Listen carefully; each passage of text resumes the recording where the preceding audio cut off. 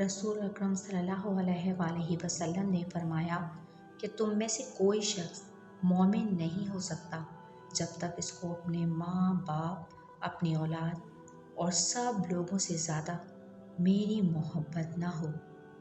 हज़रत अबू हुरैरा रज़ियल्लाहु ताला अन्हा से रवायत है कि रसूल अल्लाह सल्लल्लाहु अलैहि वसल्लम ने इरशाद फरमाया कि ईमान की 70 से भी कुछ ऊपर शाखें हैं।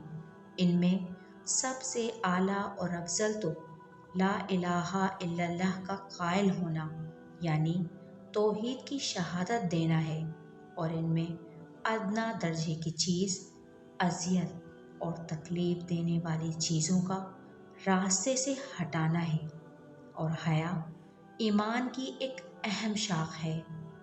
हज़रत अबू उमामा रज़ियल्लाहु ताला अन्हु से रवायत है कि एक शख्स ने रसूल अकरम सल्लल्लाहु अलैहि वसल्लम से पूछा कि ईमान क्या है।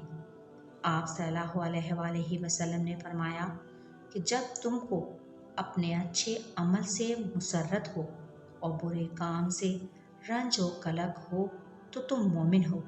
अबू हुरैरा रज़ियल्लाहु ताला अन्हु से रवायत है कि रसूल सल्लल्लाहु अलैहि वसल्लम ने फरमाया, हया और शर्म ईमान से पैदा होती है और ईमान का नतीजा जन्नत है, और बेहयाई और फहश कलामी दुरुस्त फितरत से पैदा होती है, इसका नतीजा दोज़ख है।